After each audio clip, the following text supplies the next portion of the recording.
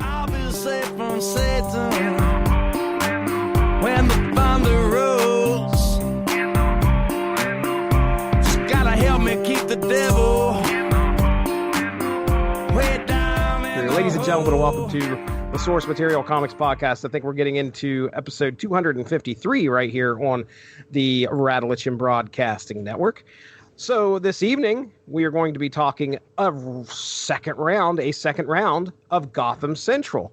And to tell us why we're doing that, the only Mark Radulich is here. Well, initially, Andrew Graham is the one that pitched this to us, and unfortunately, he wasn't able to make the first show, and then he wasn't able to make the show tonight for whatever the reasons were. But he did mention that the second volume of the trade dealt with stories that took place around Christmas. So this being the month of December, it's Christmas time in the city, unless you're a Jew or a Muslim. I think it's Christmas time in Hollis, Queens. Oh, shit. Mom's cooking dinner and collard greens.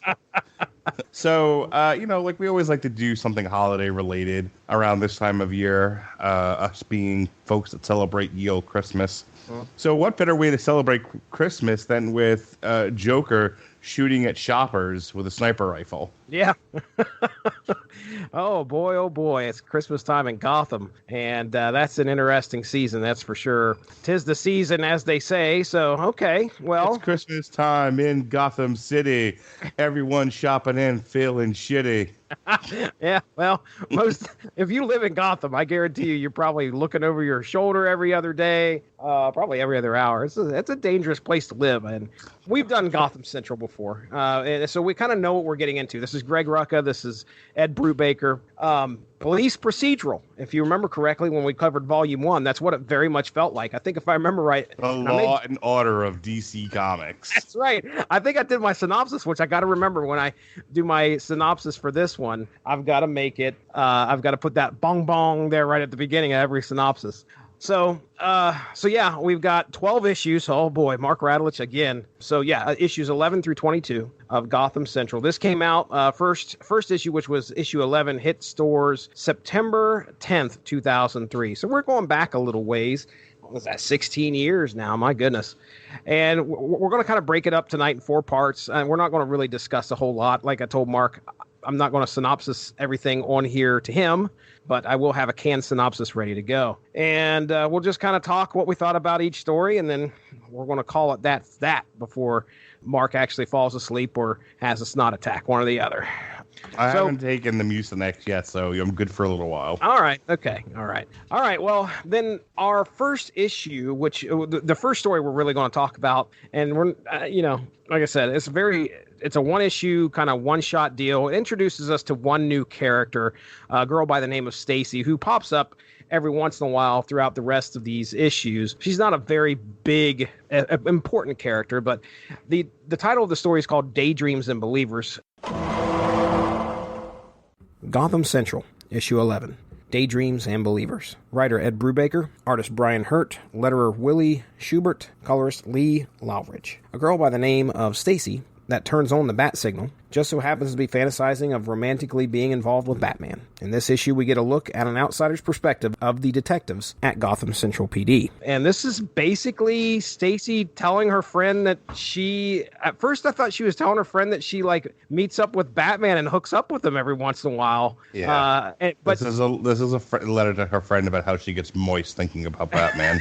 I think one of the most interesting aspects, again, I think we talked about this in the first volume, was about how, the Gotham Central PD is not allowed to turn on the bat signal because then they would have to actually acknowledge that they are in league with a vigilante. And what they do is they tempt that out.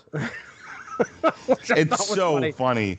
And just like our theme music tonight from The Wire, there was so much in The Wire about red tape, having to figure out ways of doing things because, the direct logical way wasn't going to work. Mm-hmm. Here you have kind of an example of that in a silly comic book.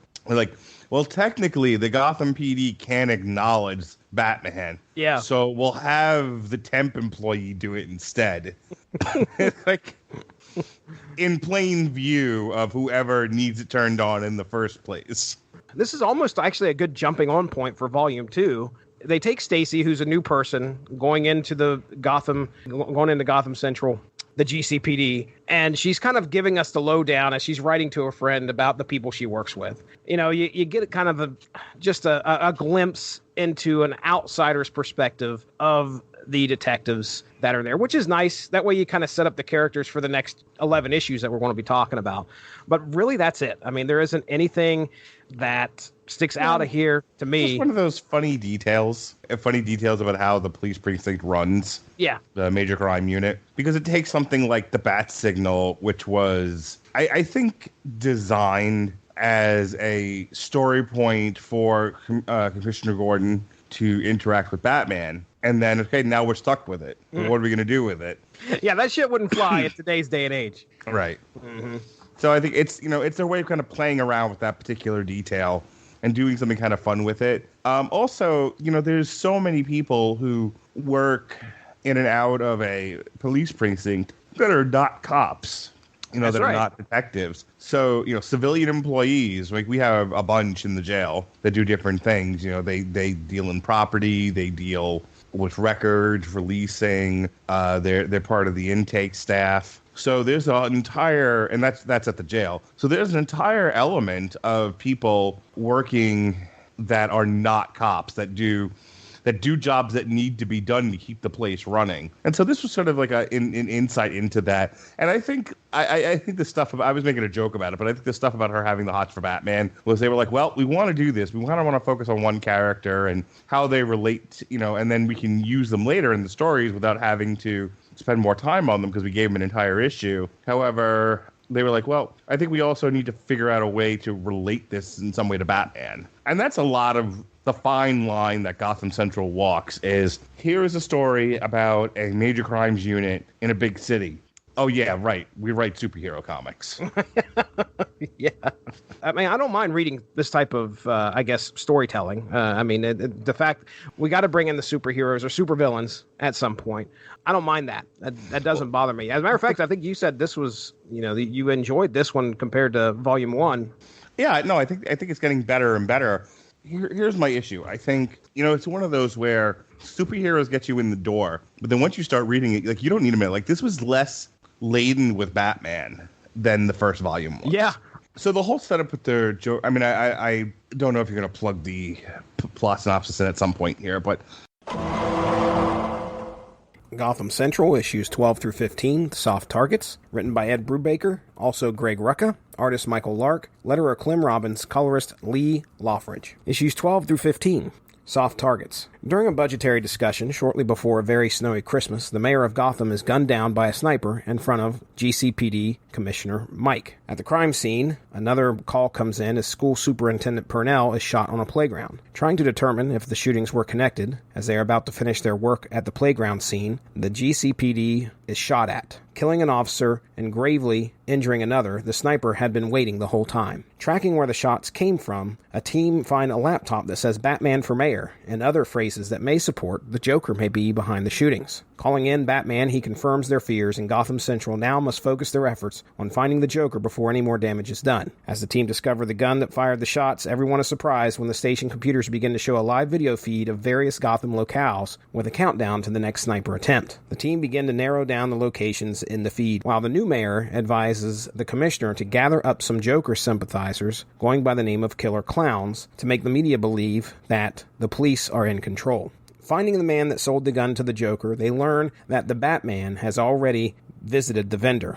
As the clock strikes 0 on the video feed, a fake gun pops on the screen with the word "bang" on a flag dropped from the barrel. Now the timer is counting up. To what? We still don't know. A new video feed appears on the televisions, showing a captured member of the media, Angie Molina, tied and hanging upside down. Just as our team does not know where to turn on the steps of the station, the Joker appears, asking for directions, and is immediately arrested. The team now have to figure out a strategy to interrogate the Joker to find Angie before it is too late. Determining that the Joker turned himself in to use his capture as a green light for massive amounts of shoppers to hit the streets, the GCPD narrow it down that Angie Molina is in a toy store somewhere. However, shortly after, the Joker escapes and begins a shootout at the police station. Stacy is the only one left in the squad room, and as Joker finds her, he is about to pull the trigger when he is shot from behind. Meanwhile, Nate finds Angie and is about to rescue her when he finds a bomb set to go off within 4 minutes. Running out of time, Batman shows up. The bomb explodes and Angie is saved, but Nate lay gravely injured. The whole thing with the Joker storyline was basically, it started with the Joker kind of shades of The Dark Knight, I think it was, where he takes a shot, someone shoots a sniper rifle at an important figure in Gotham. I don't know if it was I think it's the mayor. So the mayor gets shot killed. through a window. He is killed. And this is why we're using The Wire, music from The Wire as our theme for this tonight. There is a thing in The Wire, an episode where the mayor is meeting with one of the lieutenants, and lieutenant's like, if you're for real, I'll back you, and we'll make a run of this thing. Mm-hmm. He's like, no, I'm for real. I want to hear your ideas. I want a clean house. So this guy's like being groomed to be police commissioner. Guy who's running for mayor is like, back me, and not the guy currently sitting in that chair. I will make it rain for the police department, and we'll turn things around. Mm-hmm. At the he wins, and then I think at the end of that season, or at the end, whatever happens at the end of season 4, he's having a budget meeting, and they're like, okay, this is going well, everything's coming up roses. This mayor is awesome.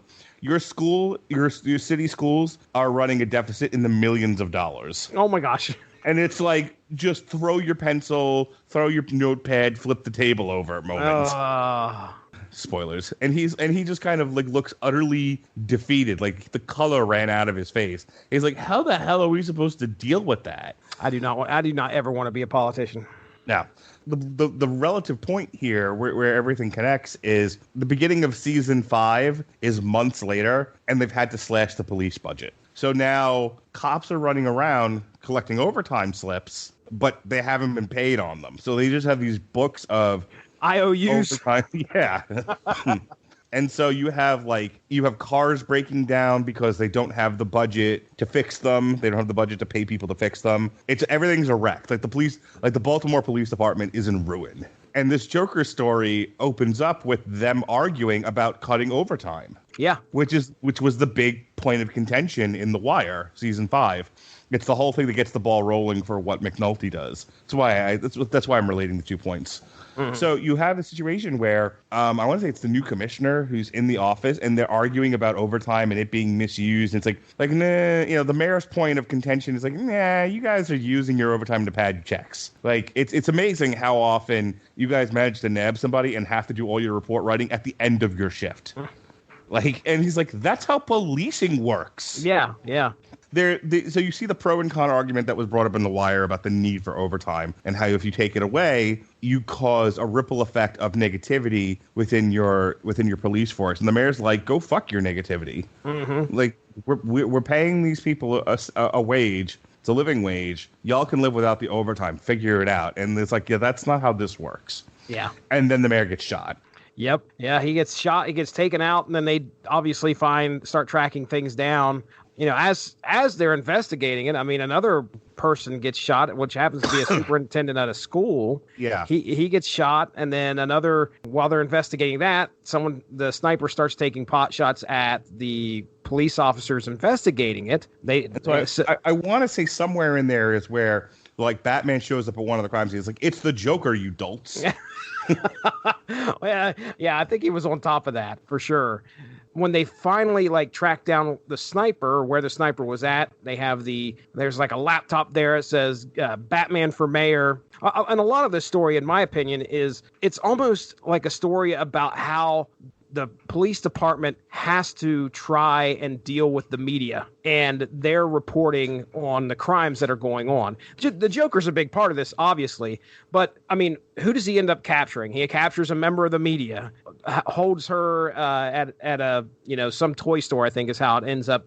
There's a bomb planted there, but you got to remember an important part about that. With all the bombs and everything around the city and these laptops, they evacuate the city. People make a run for it, and then the Joker gives himself up because there's no targets left in Gotham. So he turns himself into the cops, in a really funny way, as a matter of fact. Yeah, he's asking for directions. It's like, do you know the way to San Jose? And what? So yeah, he gives himself up to the police, and they're like, it's over, we got him. The guy just gave himself up. And then it's like, well, but for why? And you realize later on that, like, oh, this was because he needed people to come back for his plan to really take effect. Mm-hmm. So now this happens early enough in December that people have time to come back, but it's like 2 days before Christmas. So people are like getting all their Christmas shopping done the minute they come back. The streets are flooded. You can't get anywhere. Right into his plan, too. That's exactly what he planned. Exactly. Right. So now the streets are full again, and that's where his true plan comes together. Mm-hmm. It's pretty brilliant, as a matter of fact. But I think, like I said, Batman just showed up once to be like, yes, the Joker, idiots.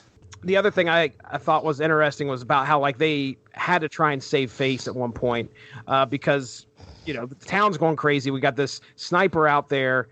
They believe it's the Joker, or they know it's the Joker. So what they do is the mayor, the new acting mayor, is like, okay, well, we know there's these Joker sympathizers called the Killer Clowns. Go get them and round them up. And they're like these dumb idiot guys that have no idea what in the world they're following. I mean, they're supposedly they sympathize with the Joker, but they are not smart at all. But the whole reason that they go and grab them and round them up is so they could put on a show for the media. So the media and everybody else outside there will possibly believe that they have things under control, when in fact they don't. This all happened in The Wire season 5. All right, so we were talking about the media aspect, and I don't want to get into the whole thing that happens in season 5, but in season 5, they talked about how sometimes you have to sensationalize something in order to get the resources you need to fight crime, solve whatever mysteries you got going on. In this particular case, you have I don't know if there's a direct parallel here, but you had the situation with the one reporter who got kind of strung up in the warehouse. You had this idea of like the reporter sort of reporting on the fact that, oh, it's over, they got the Joker, which played right into his hands. So there's a lot to be said about, in both the comic and in shows like The Wire, about the use of the media, both positive and negative, I guess is the point that I'm trying to make. And the representation of the Joker here, pretty good. You said it was pretty ingenious on how he did things, which it's a very much a Joker-like thing to do. Yeah, he's a crazy madman, but he's also very methodical and knows what he's doing a lot of times. So chaotic, yes. Joker is a performance artist. His crimes are more about creating a happening than they are. I mean, the Joker now. I think the Joker in antiquity, like in the 60s or whatever, he was just a bank robber who dressed like a clown. Mm-hmm. I think the Joker has sort of become more of I'm going to create a situation because I am editorializing on the state of man. Yeah. I have a point to make. So I'll make it by this elaborate gambit that I've created to screw with Batman and the police. Mm-hmm. And so that's basically what he was doing here. It was like, look, I'm going to create a situation where many people will be shopping in the street, and this is my remark about capitalism. Like, yeah. What? And the thing is that he was playing everybody like a fiddle. He played the police department, he played the public, he played the media right into his hands to get all that to work together, because he knew how the police were going to react. And I mean, this is by far Gotham City's worst villain. How are our lowly police officers going to deal with trying to apprehend him? This is always the Bat's problem. And I mean, Batman, when it comes to like incarcerating this guy or arresting him or whatever, it's all the police department. And when he escapes, it's not the Batman who takes him down. It's somebody else, I think, shoots him, right? And it's somebody like in the police department that ends up shooting him. It doesn't kill him, but like takes him out to where he can be subdued, I guess. There's also a lot of talk about how why do we need the Gotham City Police Department? They're so ineffective in taking down these villains anyway. And there's a lot of discussion about the relationship that they have with Batman, and they feel a sense of pride. I remember talking about that in Volume 1. So, somebody actually confronts Batman about that. This is, again, the part where it's like he's like the Joker, and I think one of the cops says to him, was like, why are you even bothering? You'll just do it yourself. And he's like, I can't look everywhere. Yeah. You can't be everywhere. That, yes, he's the super sleuth and crime fighter and everything, but much like Superman can't be everywhere all the time. Yeah. I think Batman sees the value in the police department. That was one of my issues with like The Dark Knight, was this presentation of the Gotham City Police that they were just utterly corrupt and inept. And it's like, no, Batman knows that there are good detectives. I think the story in like year one is that everyone's either on the take or ineffective. This is so far beyond year one at this point that I think you can tell the story of a police department that's basically functioning and solve most crimes and are doing their level best, but occasionally run up a guy who uses like mind control and shit. Yeah. Like fear gas and freeze rays, and there comes a point where it's not enough. You need something that can fight that. And so that's where the police and Batman work hand in hand. Yeah. All right. So anything else on that before we get into our next story? Nope. Hit it. Okay. So next story is titled Life is Full of Disappointments.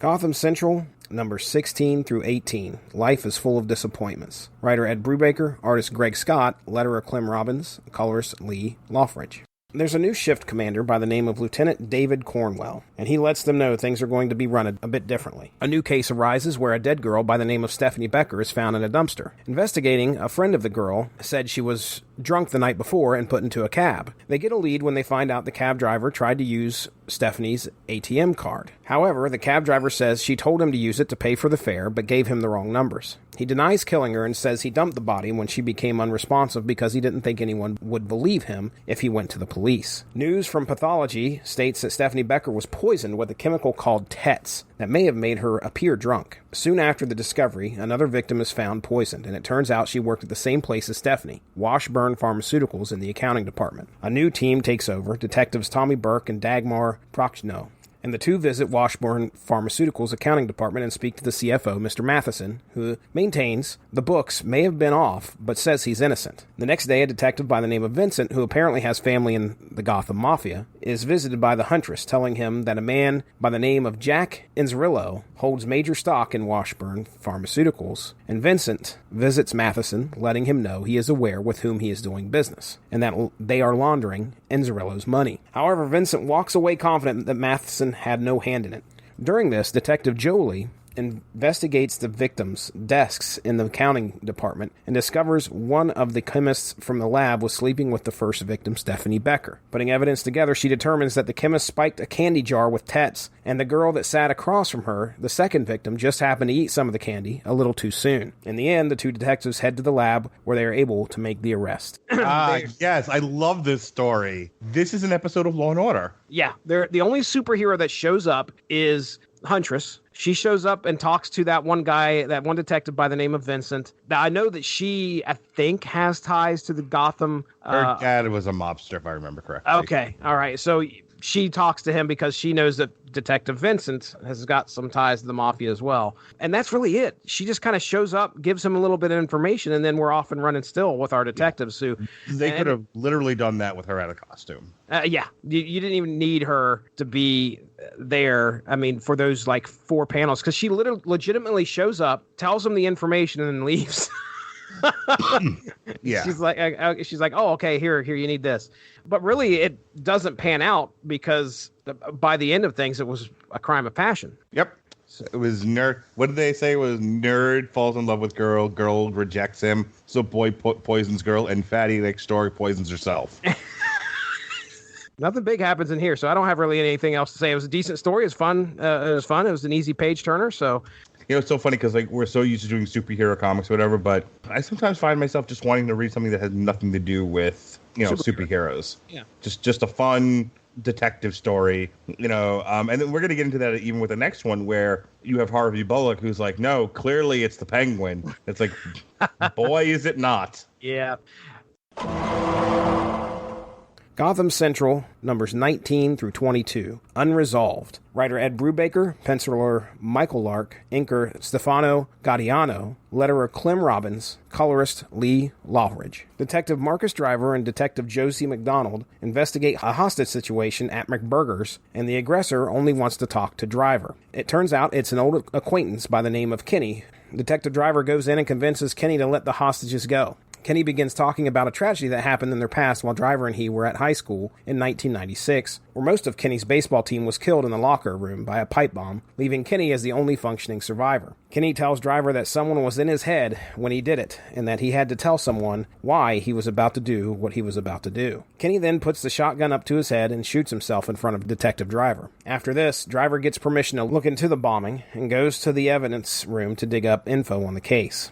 In an unopened box of evidence, they find Kenny's old hat that just so happened to be made by the villain Mad Hatter. Driver has a talk with the last guy that checked out the files for the case and never returned them, retired detective Harvey Bullock. Harvey says he has two theories. One gambling related, where members of the teams were throwing games, and the other where two nerdy types that were being bullied took revenge. Driver and Josie head to Arkham to talk to the Mad Hatter, and the Mad Hatter's actions lead the detectives to believe the two nerdy kids were involved. Driver and Josie interview the two nerds, and they deny being involved, but recognize that Mad Hatter lived in a boarding house in 1996 and helped them with computer projects. Meanwhile, Harvey Bullock takes matters into his own hand and heads to confront the Penguin, accusing him of being involved.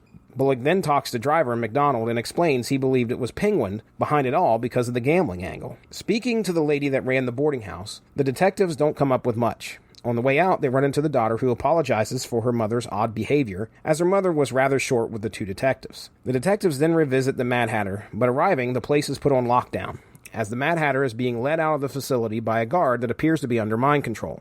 As they are trying to escape, the cops shoot them both, and it is revealed that someone other than the Mad Hatter was controlling the correctional officer via a spare Mad Hatter hat. However, the correctional officer is dead, and Mad Hatter is hurt rather badly. At the station, still with no leads, Driver and Josie are visited by the daughter of the lady that ran the boarding home. She explains that her mother may have been involved in the original 1996 bombing because she may have done it to avenge her daughter's honor. Her daughter told her that she was raped by the team, which was a lie because she wanted to cover up the fact she had gotten pregnant having consensual sex with the star pitcher. Arresting her mom, they find the Mad Hatter's spare hat, confirming she was involved. Meanwhile, before hearing any of the news of who was responsible, Harvey Bullock has made his mind up that the Penguin was involved and goes to take revenge. On a rooftop, Driver and Josie confront him as Bullock has the Penguin at gunpoint. Telling Harvey what really happened, he nearly pulls the trigger based on Penguin's past, but decides not to and puts the gun up to his own mouth. Distracting Harvey, Driver is able to wrestle the gun away from him, placing Harvey Bullock under arrest. So what'd you think of the story, man? Yeah, I thought there was a fun misdirect in there with Harvey and the Penguin and all of that. And there was a little like B plot there with Harvey going crazy and like beating up the Penguin. The Penguin's looking at like stop, get him off me. Yeah, this Harvey Bullock. Did we talk about him in Volume 1? Because I do not remember. For some reason, I'm thinking we may have, but I think it got brought up because I remember him. I remember them addressing the, tipping off the mob to shoot the guy that shot Gordon. Okay, all right, and basically like him having to walk away from Gotham PD. I like the relationship between him and Montoya. Whenever that gets brought up, I like the idea that like half the unit is like split on whether or not Harvey did the right thing. It shows like they're not just a monolith of opinions. Some people see the value in what he did. Some people like, no, that makes him just as bad as the criminals. And it does go to that like shades of gray. It also goes to the idea of burnout, just feeling like you uphold the law and nobody else is doing it. And then you just feel like, why bother? Clearly the only way to win is to become just as bad as the people you're putting away, which, there's something to be said about that line of logic. If that's all society's going to be, then why even bother? Yeah, most of this story, even though we have the mystery of the Mad Hatter and how in the world is he involved, and again, there's a point where Mad Hatter's he's in Arkham Asylum at this time, but somehow How useless is Arkham Asylum, by the way? Extremely. Haven't cured anyone. Extremely. But yeah, Mad Hatter's in there and somehow he's controlling one of the guards. You're like, how in the world is this happening? I think we learn how that happens. I was still kind of fuzzy on the details. I know that the boarding house lady is helping him, and she's, I think she knows how to use one of the hats, which she's my favorite character, man. Not since Ma Nucci have I been so in love with an old woman. She doesn't have as much screen time as Ma Nucci here. Oh, God. She's just like, you whore. So good. Oh, yeah. I mean, we have the classic, we have the classic, like, just like you said, the misdirect where, we're leaning one way and then that lady's daughter shows up and she's like, let me tell you a story. and she proceeds to tell him about how she got pregnant by the star pitcher, and in order to save her mom from, I guess, having to deal with the fact that her daughter had a hand in her own deflowering. My gosh, I don't even know where I'm fucking going with that. My mom got pregnant by the guy she was going to marry before my dad, and my grandmother actually made her go live in a home for like wayward girls. Wow. And then she had to have the baby, and then she gave the baby up for adoption. No shit. Yep. No kidding. Wow. The story of how I met my half sister. That is insane. Yeah, my grandmother, because she ended up not marrying the guy, and once that was the case, my grandmother was like, "Well, you're not keeping this baby," and they didn't believe in abortion, so she like made her go live in this home, and she had the baby. She had the baby with the purpose of giving it up for adoption, which is, I guess, what you did in the 70s. Yeah, and then when she had the baby and the baby came up for adoption, she was allowed to come home again. So there's plenty of people out there like this. I mean, where this... Yes. And that's all true story. That's my mom. That's my mom's story before she met my dad. That's crazy. That's very... I mean, similar to this. I mean, the thing is that this lady, she was so ashamed that she was pregnant because she had sex with the star. Consensual sex. I mean, this was, she had consensual sex with this guy, but she spun it to her mom that she had been raped. So she, she obviously didn't have any hand in the matter. Well, like clearly, like the grandmother, and this is what I brought that up because I see similarities in my grandmother with this woman about there is a very clear picture of what a young girl is supposed to be. Mm-hmm. And it doesn't reflect reality in many cases. So you kind of shove the square peg into the round hole, and you're like, well, we're going to make it fit. Yeah. And so this daughter, like afraid of how this woman was going to react, basically took matters. Well, pretty much covered it up with a lie. Yeah, like took matters into her own hands, I guess, which led to the unfortunate and untimely demise of this baseball team. Yeah, going back to Johnny, like he thinks he's schizophrenic, like he's hearing voices, he's having auditory hallucinations.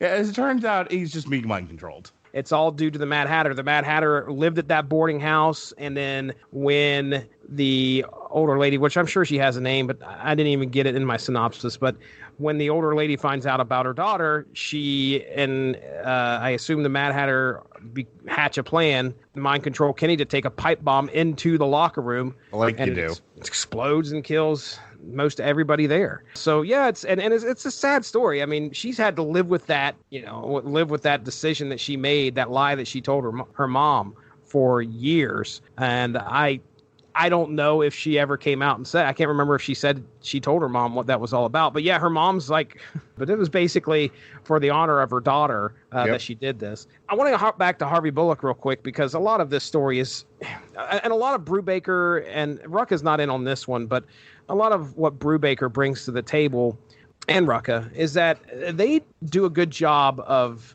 touching on the humanity in all of these players throughout these issues. And I don't really have a lot of that in my synopsis because it's just kind of hard to touch on, like, okay, yeah, so-and-so had this discussion with so-and-so, but you get a good idea of the personalities of each detective, the stuff that's kind of going on at home. I mean, I think in that Daydreams and Believers, Soft Targets. I mean, there was a lot of discussion in there about how this one guy was up for promotion and he didn't get like the commissioner job.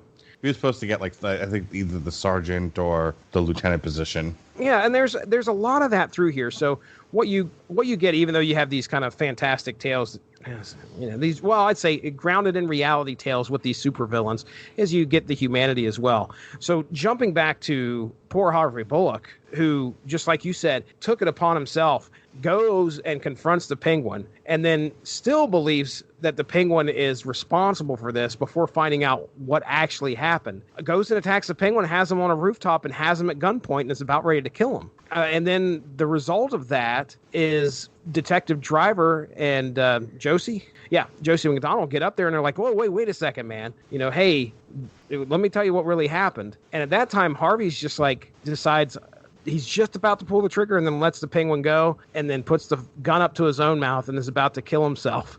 That's a tragic character right there. I think he's a cautionary tale. I think he's a very true character. He give you life to the business of fighting crime and solving mysteries, and you realize you're shoveling shit against the tide. I think that's the struggle. You know, you struggle with your own morality. You struggle with the reality of your environment. You struggle with the reality of the people around you. You know, the people willing to take bribes, cut corners. Another person in another situation would have just shot the penguin. Yeah. And certainly that urge is there. I mean, that's kind of the thing with the Batman comics. More so than I think the Superman villains who, yeah, they turn up. They kind of cycle through them every once in a while. You know, you have Darkseid that's out there. But Darkseid wasn't put in, like, Blackgate Prison either. You know, Darkseid comes from another planet. Yeah. You know, Bizarro, I think they figured something to do with him. But, you know, Batman's villains, and this was the story of Injustice, wasn't it? Where it's like, there was this cycle of Batman defeats one of his rogues gallery. They go to Arkham or they go to Blackgate, and then they're out again. They escape or they're released. And they do something, and more people get hurt, and they go back. Yep. And the cycle repeats itself. And it gets to the point where it's like, how many people do they have to hurt before we do something final about it? Yeah, exactly. You know, and Batman's whole argument is, then we're no better than the people we're putting away, and then what's the point? But, you know, Superman, we talked about this when we talked about Injustice. Superman's point was, but we shouldn't be letting our loved ones get hurt. But it's a very basic argument, but you see his point. Yeah. Just, you know, I think Batman and Superman both have valid points to make. And so, you know, now that's Batman and Superman, like your paragons of like virtue. You boil that down to you take it down to the level of like a Harvey Bullock who doesn't have the luxury of having, you know, superpowers and money and computers and a butler and sidekicks and all of that. He's just a dude. And so you think about like all the pressure that he's got. You know, you've got the superheroes here and the supervillains there, and just the natural state of policing in a big city. It can get to a guy. Oh yeah. And I think Harvey gets painted like, if you watch the Tim Burton Batman, the guy that plays Harvey Bullock, you know, like the first scene he's in is like, oh, this guy's crazy. It's like, nah, drinking Drano. You know, like utterly unsympathetic, just a piece of shit character. And it's like, no, Harvey, I think, is sympathetic. Oh yeah. And I think there's more to him than what we've seen. I actually like the Harvey that was in Gotham. Gotham was as dumb as shit show, but the characters in Gotham I thought were interesting, and I liked that iteration of Harvey because that was a guy who he was trying to do what he thought was the right thing in a city that was utterly corrupt. Jim kind of got him away from some of the more unscrupulous ways he was doing things. But one of the things that made that show interesting was that him and Jim were constantly like going at it in terms of being realistic, being pragmatic, and being idealistic. So you have Jim, who's the idealist, and then you had him, who was the pragmatist. And he wasn't like a bad dude. So I think we need to cut Harvey a little slack. I'd agree. I would agree. I mean, this guy he's seen it all, I'm sure. And, you know, I think that he felt that it was time to actually put an evildoer in the ground. And I think at one point when he was just about ready to pull that trigger, and I think it's stated in there that, you know, that everybody knows the Penguin's done bad things. It doesn't matter if he's done this one or not. But yeah, he just, that's a phrase often bandied about. He's like he's done all these crimes, but he didn't do this one. Yeah. And the argument becomes like, well, who cares? Mm-hmm. You know, look at his resume. Right. And it's like, okay, but then why? Why have a society? You know, we probably brought this up with the first one, but if you're really into police procedurals, if you are a fan of The Wire, if you're a fan of Law and Order, you really should be reading this book. It's fucking phenomenal. Yeah. I mean, I agree with you 100%. This is it's a very down-to-earth street level police procedural. Just with every once in a while, you'll get a cameo or a focus on a villain. I really enjoyed the Joker story. The Mad Hatter story was a page turner. I mean, every single one of these, I didn't come out of this going, oh, geez, that was dumb. You know, every single one of these was actually a good story. Yeah, if we do volume 3 at any point, I'm down for it, man. Yeah, we'll figure out a place to put this on the schedule. I like it. All right, well, let's get into plugs, my good sir. What do we got coming up on the Rattlich Inn Broadcasting Network? Oh, boy, that's me. Oh, boy. All right, so this week, it's a tossed salad and scrambled eggs week, I tell you. Yesterday, we did The Crown Season 3. It's a new cast. I'm not in love with it, I gotta tell you. You can hear more about that in our TV party with myself and our two Canadian friends, Andrew Graham and David Wright. So check that out. No show tomorrow. It was supposed to be The Crown tomorrow, but we had to switch to Sunday. So I'm taking a night off. I'm going to watch the third part of Crisis on Infinite Earths, and then I'm going to go to bed. Wednesday is our last album review of the year. This week is Life of Agony, The Sound of Scars. Oh, my. Oh, I bet that sounds great. Oh, it's my scars are making such sounds. That wouldn't be healthy. And then this Thursday, we're going to whip out the old Long Road to Ruin. I'm going to show it to you, let you take a look at it. Oh, boy. You can take in all of our essence. Oh, yeah. That was last week. Open up your cloak and take in all of our essence of Jericho. Oh, essence. Essence of the bubbly. No, Jericho, Deathstroke's son, remember? Oh, that's good. Yeah, that guy. I knew where he's going. Anyway, we're going to do a Long Road to Ruin for the Santa Claus trilogy. This is like a show like 3 or 4 years in the making, by the way. Oh, my gosh. Like the one Long Road to Ruin I really wanted to do that we never did. That's great. I'm glad you're going to finally get around to it. Yep. So no On Trial for the month of December. Instead, we're going to do the Santa Claus trilogy. And then John War. Good God. What is it good for? Absolutely nothing. No, John War is good for something. He's good for boxing coverage. So we're going to do Ortiz Jr. versus Solomon on DAZN. Jesse, what does DAZN rhyme with? Calzone, sir. Goddamn right. Yes. And then Saturday, we got some more combat sports coverage. This Saturday, we've got UFC 245, Usman versus Covington. You should watch this one, Jesse. Covington, he wears a MAGA hat to the cage. Oh, what does MAGA stand for? He's trying to make America great again. Oh, my goodness. He is Donald Trump's favorite fighter. Fantastic. He loves him some Donald Trump, and he's fighting Usman for the, I believe, welterweight title. There's a couple of other title fights on that card. So myself and Robert Winfrey, the famous Robert Winfrey, his latest podcast breaking down Volkanovski versus Aldo Montoya, Jose Aldo. Oof. So that's next week. Last week, or rather, that's this week. Last week we had Teen Titans by Jeff Johns, Knives Out, Rings of Saturn, Get 'em, Lady and the Tramp, the live-action movie from Disney+. Titans Season 2, baby. And we did Overeem versus Rosenstruck. Rosenstruck. I went to the bakery today. Got yourself some Rosenstruck? A little bit of Rosenstruck. A little light on the garlic, please. I had myself some delicious Rosenstruck. Some pastry. I'm done talking now. All right, Mark Radulich is on his way to bed. All I can tell you, ladies and gentlemen, is we've got Unspoken Issues out there. Our discussion on Shadow Man is on the network. We have a wiki rabbit hole, which I hope to get another one out for the Titans one that I did, which was fun. You might learn something. All right, well, for Mark Radulich, I am Jesse Starcher. We'll be catching you next Monday. Have a good one. Bye-bye. Thank you all for joining us. Make sure to give that Radulich in Broadcasting Facebook page a like to stay up on top of all the great podcasts we have to offer. We are at home on Spreaker, but you can also find us on iTunes, Stitcher, TuneIn Radio, and recently we have hit the air on Spotify. Find your favorite podcast platform and type in RADULICH to subscribe for some great content. If you enjoyed this show, please feel free to share and spread the word. And as always, we appreciate any feedback and look forward to entertaining you again soon. I rolled out my coffin. That's all right. You tell him it's all right. Yes, sir, Bob. Yes, sir, Bob. Lottie-dottie, Mark is all snotty. He don't cause trouble. He don't bother nobody. Almost all that's a lie. I bother lots of people. Joker is shooting for atop the building, and Batman's nowhere to be seen. I don't know how to freestyle. I'm very white. No, I got the power of the editing on my side. Editing, see? Editing on my side. Brubaker. I just took some nighttime Mucinex, so if I start hallucinating, now you know why. Gotta have me some of that candy. Did he just become a cop again? Did he stop becoming the Spectre? I don't know. I mean, and in what crisis are we talking about here? What continuity? Swerve, bro. Oh my, get him.